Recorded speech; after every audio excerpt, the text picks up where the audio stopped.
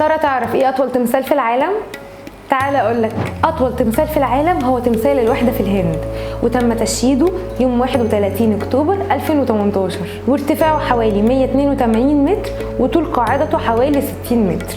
والتمثال ده بيمثل اول نائب رئيس وزراء للهند، وهو ساردار باتل او الرجل الحديدي.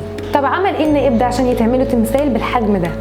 هو اللي وضع أسس الهند المستقلة القوية، وهو اللي وحد جميع الولايات الأميرية في الهند، واللي عددها 562 دولة. أنا بقى أقول لك شوية معلومات عن التمثال ده. التمثال موجود على جزيرة نهرية في ولاية كجرات، ومشهور بموقعه الجميل لأنه محاط ب 12 مليون متر من البحيرات الصناعية. التمثال كله اتبنى بالحديد الصلب، وتم جمع الحديد المستخدم من جميع أنحاء الهند. استغرق بناء التمثال حوالي 5 سنين، وتكلفته كانت 2999 كرور روبيه هندية. شارك في بناء التمثال 3000 عامل و300 مهندس، والتمثال قادر على استيعاب 200 فرد. التمثال مكون من 3 أدوار، ويقدر يتحمل الزلازل وسرعة الرياح القوية.